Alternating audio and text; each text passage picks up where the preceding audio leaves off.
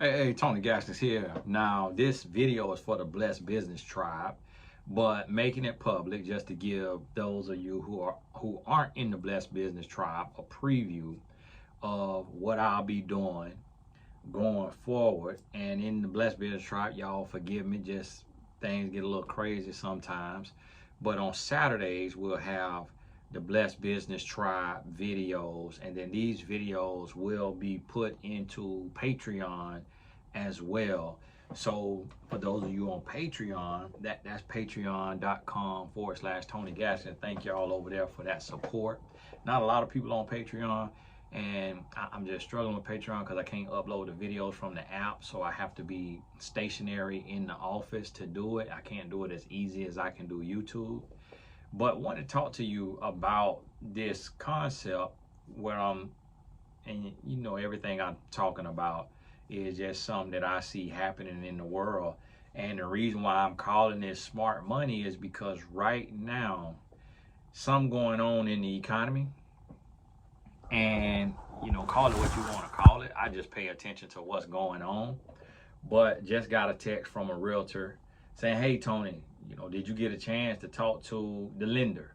Because I was looking at some land and I wanted to kind of get some land close to my house where I could kind of level it and turn it into a soccer training facility, you know, for my sons and other families who just need a place that you can always get on and train. And I had not talked to the lender, but I was looking to do what they call a bank statement loan, whereas you use your bank statements and it's based on your deposits, because you know, traditional lending sometimes just don't really work for us. You know, everything got to be, you can have everything perfect, they still deny you. And so I was gonna look at the bank statement loan, and I hadn't done it yet. I just really ain't had time, ain't really been in my spirit, just always kind of, you know, thinking about stuff, but I take my time, I don't move too fast on stuff. And yesterday, I think it was yesterday or the day before, I got a cold call from a realtor.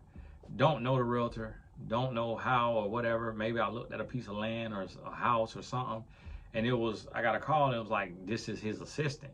And it was like, give us a call. And I'm like, about what? Like, you didn't even say on the message what you want me to call you for. And if I'm trying to buy something, I call you. If I ain't calling you, what you calling me for? And then there's this service that I looked into like a year ago. They reached out to me and I entertained them, and I had a phone call and went through Zoom calls. And it's like a video app. It's like I could have my own app and I could put videos in the app, and then I could charge a subscription price. But essentially that's what YouTube is. Except YouTube is free. You don't have to pay nothing. The only time you pay something is if you join the Blessed Tribe, the Blessed Business Tribe, Patreon. Patreon is not YouTube. And that's just really like for supporters, like true supporters who say, I don't want to just listen to your content, but I want to give a few dollars to support what you're doing so you'll keep providing content and not go get you a day job somewhere. And so that right there is YouTube. And it didn't really make sense to me because it was very expensive. The thing was like $12,000 to sign up, and then you pay $500 a month per app, and then they want to put you on 8 different outlets. So you're gonna be paying $4,000 a month. Then you got to be paying for a production crew to produce your videos, shoot and edit your videos. So that's gonna be another $1,000 to $4,000 a month. Then they want 50 cents per subscriber. So if you get 1,000 subscribers, now you paying another $500 on top of you paying to be on the different apps. So I'm just like, and I think it was 12,000 or 30,000 to sign up, yeah, like your initiation fee. And I'm just like, man, it's crazy. Like, you gotta really be wanting to build a network. And I think they done got us on some stuff like that, like Kevin Hart's Laugh Out Loud. Kev on Stage have a network, like an app with videos. It's another one, Zeus or something like that. So BLK, it's different networks where people are building their own networks, and this is what they paying for or more. And so the people see that it's people who want to have their own app. Instead of just being on YouTube, they want to have their own app and they want to charge a subscription fee. But the thing about it is you paying that money even if you ain't got no subscribers. And so they reached out to me. This other company that I'm with, they now are forcing the creators to switch from the payment processor we use, Stripe, to switch to their payment processing so that they can make money on every transaction that happens. And if you don't switch, you gotta still pay Stripe the money, and you gotta pay them a percentage on top of what you paying Stripe. Why would you do that when you 10, 15 years into business of having a software that integrates with a third party like Stripe or PayPal to process payments? They're doing it because they need to make more money. So right now, just based on the calls and the emails that I'm receiving out of the blue, which is not customary, which does not happen every month, which has not been happening over the last year, last 2 years, I'm starting to sense panic. And I can look at my own business because I have a business that provides products and services. And the products and services that don't actively require me, meaning if I'm not talking to someone one-on-one, those products and services, they are selling less. Now, I'm not promoting as much, so I can't really say all the way, but I still promote a decent amount. So what I mean is like online courses. So with online courses, people, that's a luxury. That's something that you buy when you in a season of growth, you trying to add a stream of income, you trying to get some extra knowledge.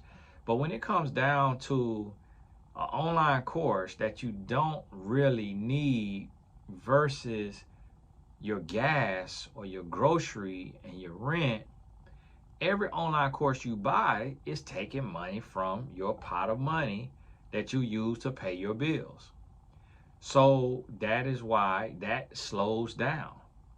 And so I'm in business and can see that this is real. Like, this not being made up. If you work for a company and it's not something, even if it's something that's a necessity, people just will buy necessities less.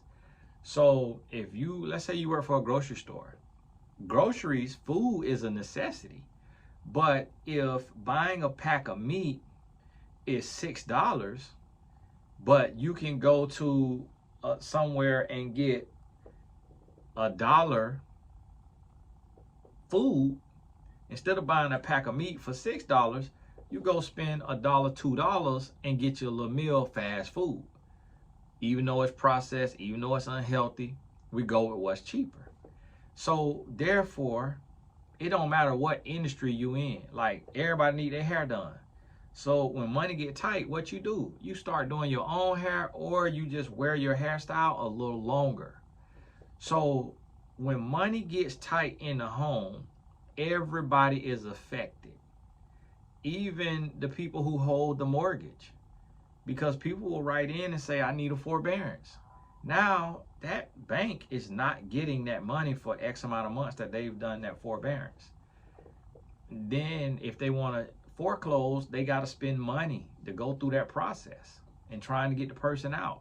And then they got to try to resell it, which they may not be able to resell it, or they got to sell it at a loss. So nobody is exempt. Everybody feels a tough time. Everybody is affected. So what I want you to be mindful of, and what I want you to think about right now and for the foreseeable future, is smart money moves. And what I mean by that is invest in you, things that can make you money. Stack your money, save as much money as possible, and cut out everything that you can cut out that's not a necessity for your mental health, your life. Cut out everything that's not a necessity. And so, for example, I'm thinking about going to a hotel with my family, big nice pool, you know, food and drinks out there at the pool, because for me, that's priceless. That's family time. So I see that as a necessity. Even though it's an expense, I see it as a necessity. If you don't see it as a necessity, then don't spend it. If you can't see the intrinsic value, then don't spend it. But we're in the season that we really shouldn't buy anything material. We shouldn't be buying anything material. Like my wife, she was looking at some stuff the other day, and something she was about to order, and then she went and showed me the men's section, and she showed me what they have for men. And she scrolling through, she looking for stuff, and then after about 5 minutes, she was like, "Oh man, you know, I'm looking at stuff for no reason." And in my head, I'm like, "Yeah, you looking for no reason, because I ain't buying nothing. I ain't got enough room for shoes in my closet. My closet completely full of shoes, and I got shoes on the floor in the closet. I don't need a pair of shoes. I can't get no space in my closet. I got to fight hard as I can, try to open my closet. That's how many shirts I got in there, how many clothes. I ain't got no room in my closet no more. I would need a bigger closet. So I'm got to take the time to do a closet clean out and start selling stuff on Poshmark and eBay and all that right there. So do you really need another pair of shoes? When it comes to what you eat as healthy as possible, but just think about what you're spending. Think about every dime, because you might still be getting a paycheck every 2 weeks if you work for somebody, but you don't know what your company is feeling. Unless you do the accounting of your company, or unless you really paying attention and seeing that y'all having less clients or less signups or less business, you may not know what is happening with your company behind the scenes. And so therefore, if you're going to spend money outside of grocery and your house and car or whatever necessities you need to function, it need to be spending money on something that's going to make you money. So right now, in a tight situation like this people money getting funny, guess what I'm going to do? I'm going to add me a stream of income. I'm going to take the money that I'm making, and I'm going to invest into me a business. Because now it's something else that people may need. And it's something that they say, well, I can't compromise my health. So my product is in the health and wellness space. And so people will see that. Certain people, not everybody, will say, this is a necessity because this is about my health.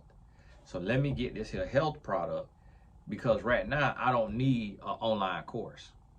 That right? Or I got all the online courses, but this health product, I need that, and I need that every month.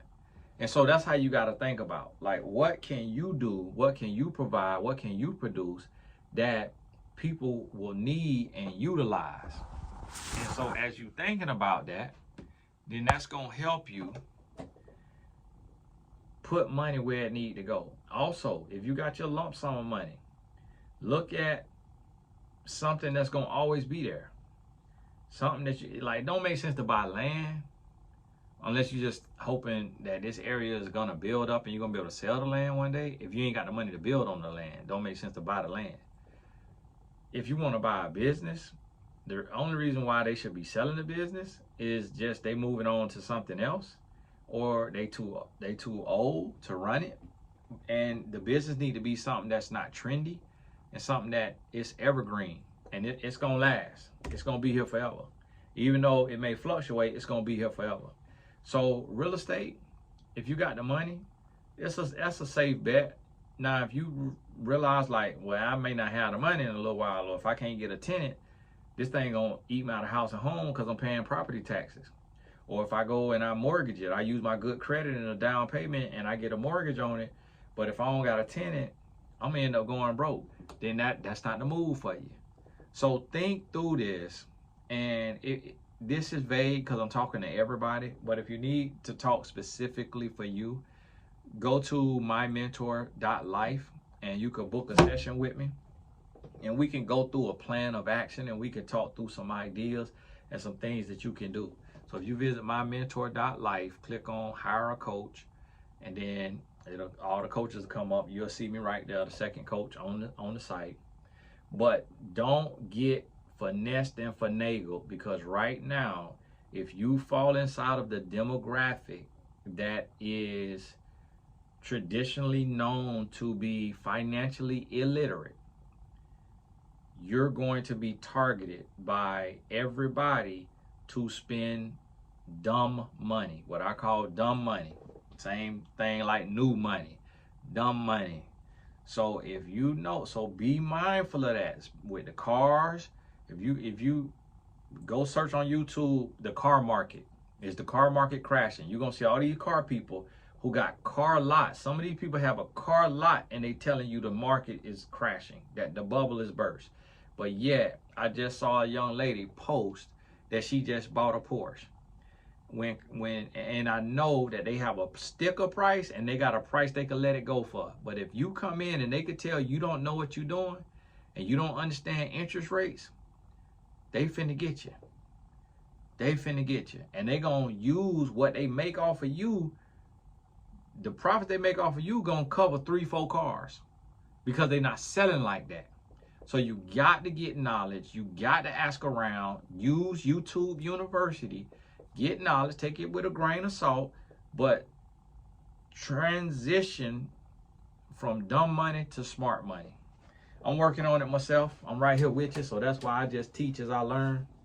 God bless you. We'll talk soon.